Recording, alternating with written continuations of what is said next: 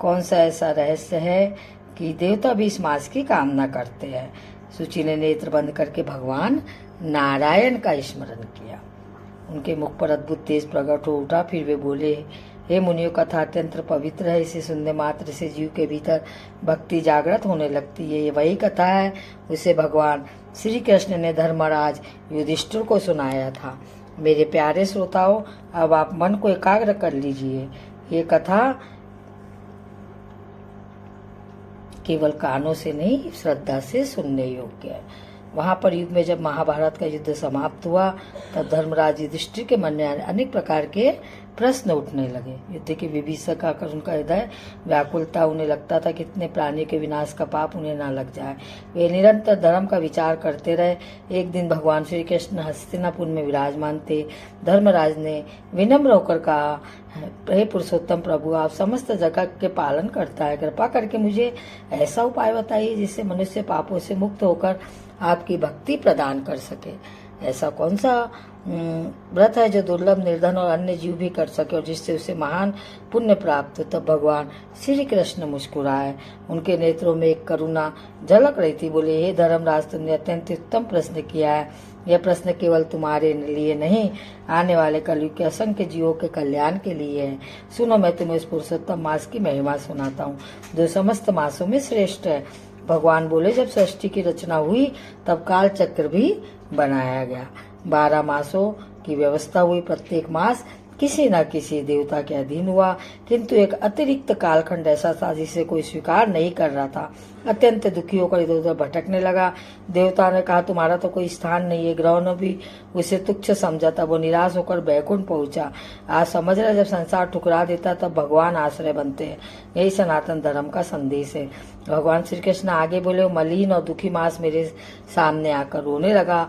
उसने कहा, हे प्रभु, मुझे सबने त्याग दिया है, कोई मुझे स्वीकार नहीं करता, मेरा कोई स्वामी भी नहीं है। उसका दुख देखकर मेरा हृदय द्रवित होता। प्रिय भक्तों को भगवान का हृदय कितना दयालु है।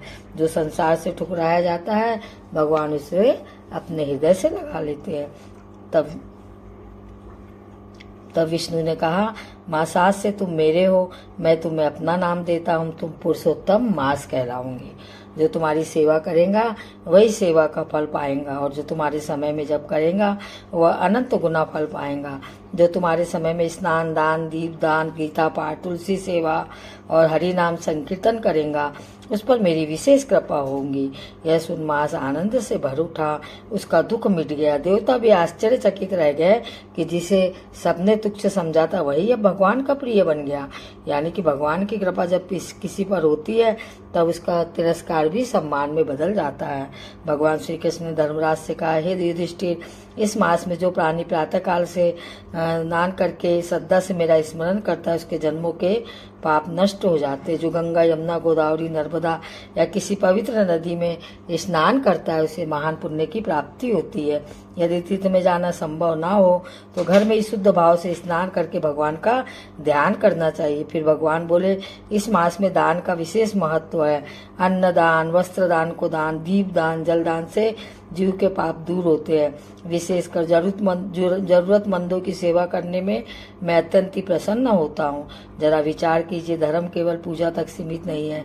धर्म का अर्थ है सेवा, करुणा और समर्पण।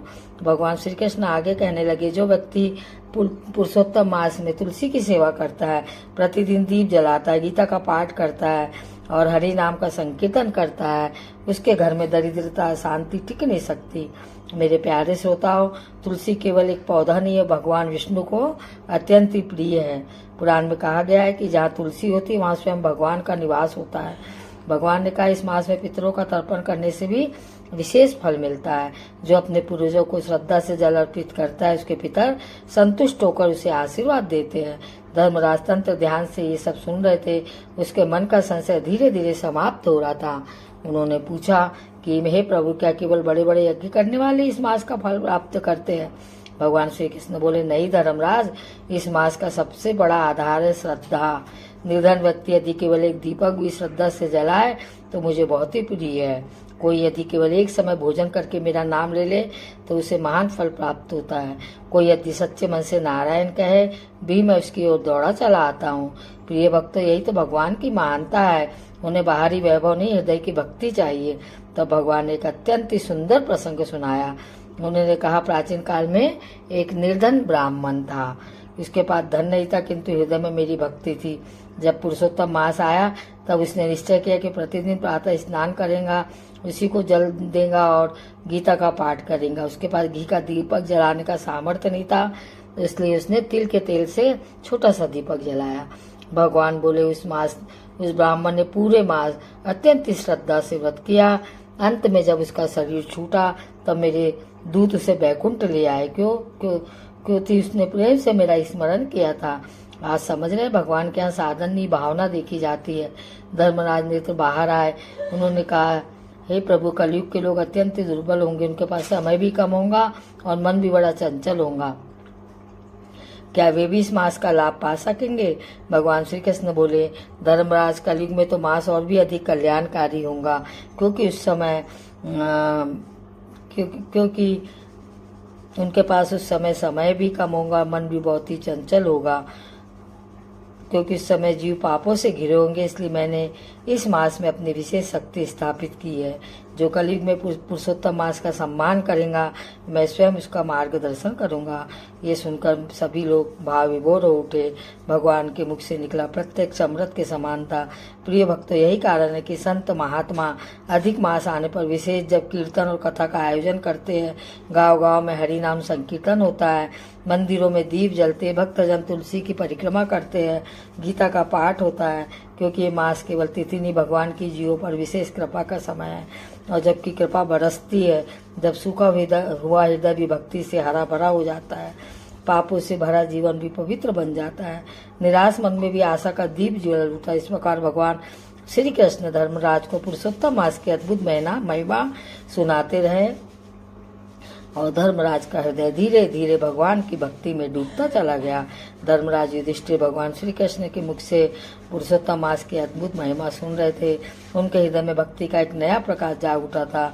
सभा में उपस्थित भीम, अर्जुन, नकुल, सहदेव और द्रौपदी भी अत्यंत ही श्रद्धा के साथ भगवान की वाणी का अमृत पान कर रहे थे। वातावरण ऐसा पवित्र हो गया था मानो स्वयं बैकुंठ की दिव्यता पृथ्वी पर उतर आई हो। भगवान श्री कृष्ण कुछ क्षण मौन रहे, फिर उन्होंने गंभीर स्वर में कहा, इधर महाराज, तुमने पूछा कि इस पुरुषोत्तम मास का प्रभाव कितना महान है। मैं तुम्हें एक प्राचीन प्रसंग सुनाता हूँ, जिसे सुनकर तुम्हारे मन का प्रत्येक संशय दूर हो जाएगा। प्रिय भक्त, भगवान जब कथा कहते तब वो केवल घटना नहीं होती, वो जीव के भीतर धर्म का बीज बोने वाली दिव्य शिक्षा बन जाती है। भगवान बोले, सतयुग में एक अत्यंत ही तेजस्वी राजा था, उसका नाम था दृढ़व्रत। वे धर्मपरायण थे, प्रजा का पालन पुत्रवत करते थे और प्रतिदिन ब्राह्मणों का सम्मान करते। उनके राज्य में अन्न की कमी नहीं थी, धर्म की वजह सदैव ऊंची रहती थी, प्रजा सुखी थी। किंतु एक समय ऐसा आया जब उनके मन में एक प्रश्न उठ खड़ा हुआ। राजा ने सोचा कि मैं यज्ञ करता हूँ, दान देता हूँ, व्रत करता हूँ, फिर भी मेरे मन में पूर्ण शांति क्यों नहीं? ऐसा कौन सा साधन है जिससे भगवान की अखंड कृपा प्राप्त हो? यानी कि बाहरी वैभव से ऐसा आत्मा को शांति नहीं मिलती। आत्मा की तृप्ति केवल भगवान की भक्ति से ही होती है। एक दिन राजा वन में गए, वहां उन्होंने अनेक ऋषि मुनियों को तपस्या करते देखा। कोई मौन व्रत में था, कोई जप कर रहा था, कोई ध्यान में लीन था। तभी उनकी दृष्टि एक आद्यंत्र वृद्ध महात्मा पर पड़ी। उनका शरीर कमजोर था, किंतु मुख पर अद्भुत तेज था। राजा ने उनके चरणों में प्रणाम किया। महात्मा ने प्रेम से, राजन, तुम्हारे मन में कोई प्रश्न है? राजा आश्चर्यचकित हो गए। उन्होंने हाथ जोड़कर कहा, भगवान, मैं जानना चाहता हूँ कि ऐसा कौन सा धर्म है जिससे भगवान श्री हरि शीघ्र प्रसन्न होते हैं। तब महात्मा ने कहा, हे राजन, समस्त व्रतों में पुरुषोत्तम मास का व्रत श्रेष्ठ है। यह स्वयं भगवान विष्णु का स्वरूप है। इसमें किया गया जब तक दान और सेवा क्षय हो जाती है। राजा दृढ़व्रत विनम्र होकर पूछा, भागवत कृपा करके इसकी विधि और महिमा विस्तार से बताइए। महात्मा बोले, जब अधिक मास आए तब प्रातःकाल ब्रह्म मुहूर्त में उठो, स्नान करके शुद्ध वस्त्र धारण करो, भगवान श्री हरि का ध्यान करो, तुलसी को जल अर्पित करो, गीता का पाठ करो, दिन भर यथाशक्ति उपवास रखो, संध्या समय दीप करो, ब्राह्मणों और जरूरतमंदों की सेवा करो और सबसे महत्वपूर्ण हरि नाम का संकीर्तन करो। प्रिय भक्तों, आप समझ रहे, धर्म केवल कर्म कांड नहीं, धर्म का अर्थ भगवान के प्रति प्रेम और जीवों के प्रति करुणा। महात्मा ने आगे कहा, हे राजन, इस मास में किया गया एक छोटा सा ऐसा पुण्य भी अनंत फल देता है, क्योंकि इस समय भगवान की कृपा विशेष रूप से प्रवाहित होती है।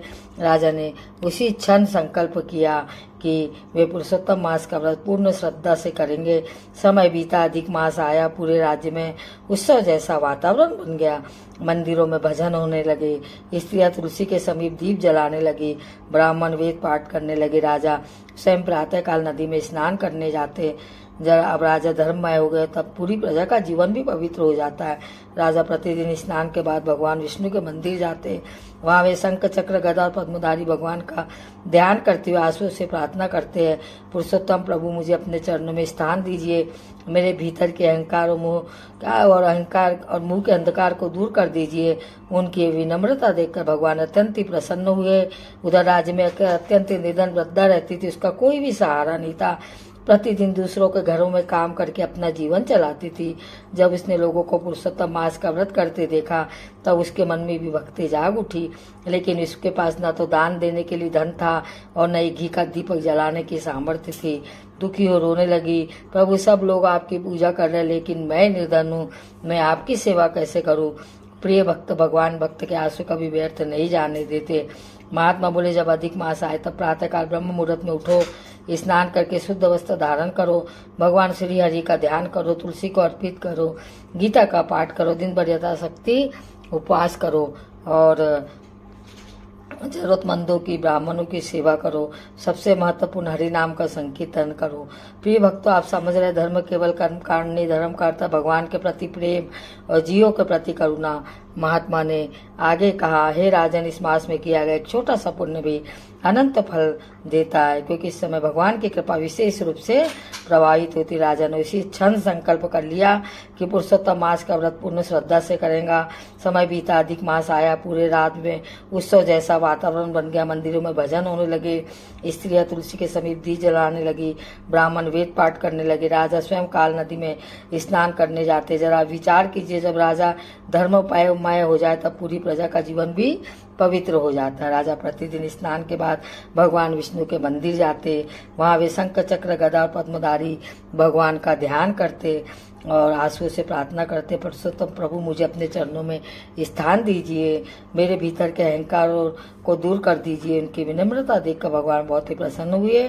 उधर राज्य में अत्यंत निधन वृद्धा रहती थी, उसका कोई सहारा नहीं था। प्रतिदिन दूसरों के घर में काम करके अपना जीवन चलाती थी। जब उसने लोगों को पुरुषोत्तम मास का व्रत करते देखा, तब उसके मन में भी भक्ति जाग उठी। लेकिन उसके पास ना तो दान देने के लिए धन था और न ही घी का दीपक जलाने की सामर्थ्य। दुखी रोने लगी, प्रभु सब लोग आपकी पूजा कर रहे हैं, लेकिन मैं तो निर्धन हूँ, मैं आपकी सेवा कैसे करूंगी। प्रिय भक्त भगवान भक्त के आंसू कभी व्यर्थ नहीं जाने देते। उस वृद्धा ने निश्चय किया कि प्रतिदिन नदी से जल लाकर तुलसी को अर्पित करेंगे, भगवान का नाम लेंगे। प्रातःकाल उठते ही स्नान करती, तुलसी के सामने बैठकर कहती, नारायण मेरे पास देने के लिए कुछ भी नहीं है, केवल ये प्रेम स्वीकार कर लीजिए। यानी कि सच्ची भक्ति में प्रदर्शन नहीं होता, केवल समर्पण होता है। एक दिन संध्या समय वृद्धा मंदिर के बाहर बैठी भगवान का नाम जप कर रही थी। उसी समय राजा दृढ़वत वहां उन्होंने देखा कि वृद्धा के नेत्रों से आंसू बह रहे हैं और उसके होठों पर केवल नारायण नारायण का जप है। तब राजा ने, माता आप क्यों रो रही हो? वृद्धा ने कहा, राजन मैं बहुत ही निर्धन हूँ, मेरे पास ना अन्न न दीपक है, न दान देने का सामर्थ्य है। मुझे भय है कि कहीं भगवान मुझसे अप्रसन्न ना हो जाए। राजा की आंखें भर आई। उन्होंने कहा, माता भगवान धन नहीं भावना देखते हैं, आपका प्रेम ही सबसे बड़ा दान है। तो राजा ने अपने सेवकों को आदेश दिया कि इस वृद्धा के घर प्रतिदिन अन्न पहुंचाया जाए। किंतु वृद्धा विनम्रता से कहा, राजन मुझे केवल उतना ही चाहिए जिससे मैं भगवान का स्मरण करते हुए जीवन चला सकूं। आप समझ रहे हैं, सच्चा भक्त संसार की वस्तुओं से अधिक भगवान की कृपा चाहता है। उसी रात राजा ने स्वप्न देखा, भगवान श्री हरि दिव्य प्रकाश से प्रकट हुए। उनके श्रीमुख पर मंद मुस्कान थी। उन्होंने कहा, हे राजन तुम्हारे राज्य की वृद्धा मुझे अत्यंत प्रिय है, उसका प्रेम सफलता मुझे बैकुंठ से भी अधिक आकर्षित करता है। राजा ने हाथ जोड़कर पूछा, प्रभु वह तो निर्धन है, उसने कोई बड़ा यज्ञ भी नहीं किया। भगवान बोले, राजन जिसने मेरा नाम लिया उसने सब कुछ पा लिया। पुरुषोत्तम मास में श्रद्धा से लिया गया मेरा नाम करोड़ों यज्ञ से बढ़कर है। प्रिय भक्तों, यही पुरुषोत्तम मास का रहस्य है। आडंबर हृदय की निर्मलता देखी जाती है। भगवान ने आगे कहा, जो जीव इस मास में अहंकार छोड़कर भक्ति करता है, मैं स्वयं उसके जीवन का भार उठा लेता हूँ। प्रातःकाल जब राजा की आंख खुली तब उसका हृदय भाव विभोर उठा। तुरंत वृद्धा के पास गए, उनके चरणों में प्रणाम किया। पूरा नगर ये देखकर आश्चर्यचकित रह गया कि एक महान राजा एक निर्धन वृद्धा को प्रणाम कर रहा है। राजमाता, आप धन्य है, आपकी भक्ति ने स्वयं भगवान को प्रसन्न कर दिया। वृद्धा रोने लगी। जिसने कहा, राजा ने सब पुरुषोत्तम प्रभु की कृपा है। उस दिन से पूरे राज्य में और भी अधिक श्रद्धा के साथ पुरुषोत्तम मास का पालन होने लगा। लोग प्रातः स्नान करते, गीता का पाठ करते, तुलसी की सेवा करते, हरिनाम का संकीर्तन करते, संध्या समय दीपक जलाते। तब ऐसा प्रतीत होता पृथ्वी पर तारों का समुद्र उतराए, ब्राह्मणों को अन्नदान दिया जाता, गाँव को हरा चारा खिलाया जाता, पितरों के निमित्त अर्पण किया जाता, मंदिरों में भगवान के नाम का मधुर कीर्तन गूंजता, जहाँ हरिनाम का संकीर्तन होता है वहाँ स्वयं भगवान अदृश्य रूप से उपस्थित होता है। भगवान श्री कृष्ण ने धर्मराज से कहा, जो मनुष्य पुरुषोत्तम मास में क्रोध, लोभ, निंदा और हिंसा छोड़ देता है उसका हृदय शीघ्र पवित्र हो जाता है, क्योंकि ये महा आत्मशुद्धि का समय। जरा विचार कीजिए, यदि मनुष्य के लिए एक माँ भी सच्चे मन से भगवान की ओर मुड़ जाए तो उनका जीवन कितना बदल सकता है। भगवान आगे कहने लगे, इस माह में गीता का पाठ विशेष फलदायी है, क्योंकि गीता मेरा हृदय है। जो भक्त गीता सुनता है, पढ़ता है, उसके भीतर विवेक जागृत होता है। फिर भगवान बोले, तुलसी सेवा से घर पवित्र होता है, दीपदान से अज्ञान का अंधकार मिलता है, गौ सेवा से देवता प्रसन्न होते हैं, ब्राह्मण सेवा से धर्म की रक्षा होती है और हरिनाम संकीर्तन से जीव का हृदय निर्मल हो जाता है। धर्मराज अत्यंत विनम्र होकर सब सुन रहे, उनके नेत्र भक्ति से आंसू झलक रहे थे। उन्हें अनुभव हो रहा था कि महा केवल व्रत नहीं बल्कि आत्मा को भगवान से जोड़ने का दिव्य अवसर। और इसी पवित्र सभा में भगवान श्री कृष्ण पुरुषोत्तम मास की महिमा का अमृत निरंतर बरसाते रहे। भगवान श्री कृष्ण के मुख से पुरुषोत्तम मास की दिव्य महिमा सुनते सुनते धर्मराज युधिष्ठिर का हृदय पूर्णतः द्रवित हो चुका और सभा में ऐसा मौन छा गया जिसमें केवल भगवान के भजनों को पवित्र ध्वनि ही सुनाई दे रही थी। ऐसा प्रतीत हो रहा था मानो समय भी ठहर गया हो और समझते शायद भगवान के नाम में लीन हो गए। प्रिय भक्त, जब जीव का मन संसार की उलझनों से हटकर भगवान की ओर मुड़ता है तभी इनके भीतर वास्तविक शांति का जन्म होता है। यही पुरुषोत्तम मास का सबसे बड़ा संदेश है। धर्मराज ने हाथ जोड़कर कहा, हे पुरुषोत्तम प्रभु, आपकी कृपा से आज मेरे हृदय का ज्ञान दूर हो रहा है। अब मैं समझ पा रहा हूँ कि इस मास का महत्व केवल कर्मों का नहीं बल्कि आत्मा शुद्धि का है। किंतु प्रभु कृपा करके बताइए, जो व्यक्ति इस मास का अनादर करता है उसके जीवन पर क्या प्रभाव पड़ता है। भगवान श्री कृष्ण का मुख्य गंभीर हो उठा। उन्होंने शांत स्वर में कहा, धर्मराज, ये महीना स्वयं मेरा स्वरूप है। जो इसका अनादर करता है, जो धर्म का तिरस्कार करता है, जो भक्ति का मजाक उड़ाता है, वो धीरे धीरे अपने भीतर की शांति खो देता है। उसका मन विषयों में भटकता रहता है, क्योंकि जहाँ भगवान का स्मरण नहीं होता वहाँ शांति बढ़ने लगती है। यानी कि भगवान किसी को दंड देने नहीं बैठते, लेकिन जब जीव स्वयं ईश्वर से दूर हो जाता है तब उसका जीवन भी अंधकारमय हो जाता है। तब भगवान ने एक और पवित्र प्रसंग सुनाया। उन्होंने कहा, प्राचीन काल में एक नगर में दो मित्र रहते थे। एक का नाम धर्मशील, दूसरा का नाम विषय धर्मशील। अत्यंत ही भक्त थे। दोनों प्रतिदिन स्नान करके भगवान का ध्यान करते, तुलसी की सेवा करते, साधुओं का सम्मान करते। दूसरी ओर विश्लेषण केवल भोग विलास में डूबा रहता। धर्म और व्रत में कोई रुचि नहीं थी। प्रिय भक्त, यही संसार का भ्रम है। मनुष्य क्षणिक सुखों को ही वास्तविक आनंद समझ बैठता है। एक दिन धर्मशील में अपने मित्र से कहा, भाई, ये पुरुषोत्तम मास भगवान की विशेष कृपा का समय है, तुम भी कम से कम भगवान का नाम तो ले लो। लेकिन वो हंस पड़ा। उसने कहा, मुझे इन सब बातों पर कोई भी विश्वास नहीं है। धर्मशील ने उसे समझाया, देखो, धन, यौवन और वैभव स्थायी नहीं है। अंत समय केवल भगवान का नाम ही साथ जाता है। किंतु उसका मन नहीं बदला। उधर धर्मशील की भक्ति दिन प्रतिदिन बढ़ती जा रही थी। उसका तेजस्वी चेहरा हो गया था। उसके घर में संतोष और शांति का वातावरण रहने लगा। जरा विचार कीजिए, जहाँ भगवान का नाम होता वह दरिद्रता में भी आनंद रहता है। पुरुषोत्तम मास की पूर्णिमा इस दिन धर्मशील ने ब्राह्मणों को भोजन कराया, गांव को चारा, दीपदान और रात भर भगवान का कीर्तन किया। उसी रात्रि उसे एक भयानक स्वप्न दिखाई दिया। उसने देखा कि वह अंधेरे मार्ग में भटक रहा है। चारों ओर भय और अशांति, सहायता के लिए पुकार रहा है, किंतु कोई उसके लिए नहीं आ रहा है। अचानक दूर से हरिनाम संकीर्तन की ध्वनि सुनाई दी, हरे राम हरे कृष्णा। जैसे ध्वनि इसके कानों में पहुंची, उसके मन का अंधकार कम होने लगा। तभी इसकी आँख खुल गई। उसका शरीर कांप रहा था। पहली बार उसके मन में विचार आया, मैंने जीवन तो अपना व्यर्थ ही गवा दिया। प्रातःकाल वो सीधे धर्मशील के घर पहुंचा। देखा कि धर्मशील तुलसी के सामने दीपक जलाकर भगवान का स्मरण कर रहा है। उसकी आंखों से आंसू बहने लगे। उसने कहा, भाई मुझे भगवान की शरण में ले चलो। धर्मशील ने उसे प्रेम से गले लगा लिया। आप समझ रहे, भगवान के द्वार कभी बंद नहीं होते। जीव जब चाहे जितना भटक जाए, यदि सच्चे मन से लौट आए तो भगवान उसे स्वीकार कर लेते। उस दिन से उसका जीवन ही बदल गया। उसने भी पुरुषोत्तम मास का व्रत आरंभ किया। साधुओं को सेवा करने लगा, दान दे लेने लगा, हरि नाम का जप करने लगा। धीरे धीरे उसका मन शांत होने लगा, उसके भीतर का अहंकार गलने लगा। भगवान श्री कृष्ण ने धर्मराज से कहा, हे यही इस मास की महिमा है। ये पतित को पावन बना देता है और भटके हुए जीव को भगवान के मार्ग पर लौटा देता है। सभा में बैठे सभी लोग भगवान की वाणी सुनकर भाव विभोर उठे। तब धर्मराज ने कहा, प्रभु अब मुझे ज्ञात हो गया है कि यह महाक्यों श्रेष्ठ है, क्योंकि इसमें आपकी करुणा विशेष रूप से बरसती है। भगवान मुस्कुराए, बोले, हे धर्मराज, जो मनुष्य पुरुषोत्तम मास में श्रद्धा से एक भी सत्कर्म करता है उसका पुण्य क्षय नहीं होता। इसलिए इस समय को व्यर्थ नहीं गंवाना चाहिए। प्रिय भक्त, जीवन तो अत्यंत ही क्षणभंगुर है। शरीर नश्वर है, धन वैभव संसार का सुख एक दिन यही छूट जाएगा, लेकिन भगवान का नाम भक्ति सत्कर्म जीवन के साथ चलते हैं। इसलिए पुरुषोत्तम मास हमें याद दिलाता है, मनुष्य जन्म केवल भोग के लिए नहीं, भगवान की प्राप्ति के लिए मिला है। इस मास में तुलसी की सेवा करना, गीता का पाठ करना, हरि नाम का संकीर्तन करना, गौ सेवा करना, दीप दान करना, पितरों को तर्पण करना, ब्राह्मण और जरूरतमंदों की सेवा करना, उसके जीवन में भगवान की कृपा अवश्य प्रकट होती है। यानी कि यह मास केवल कालखंड नहीं बल्कि आत्मा को जगाने वाला दिव्य पर्व है। तो अपने जीवन हम दिन भर संसार के कार्य में लगे रहते हैं, लेकिन हम भगवान के लिए कितना समय निकालते हैं। पुरुषोत्तम मास हमें अवसर देता है कि हम कुछ समय प्रभु के चरणों में बैठे अपने मन को शुद्ध कर अपने जीवन को धर्म में बनाएं, क्योंकि अंत समय ना जाएगा, ना पढ़ना प्रतिष्ठा साथ जाएंगी, तो केवल भगवान का नाम और हमारे शुभ कर्म। इसलिए संत महात्मा कहते हैं, हरि नाम ही जीवन का वास्तविक धन है।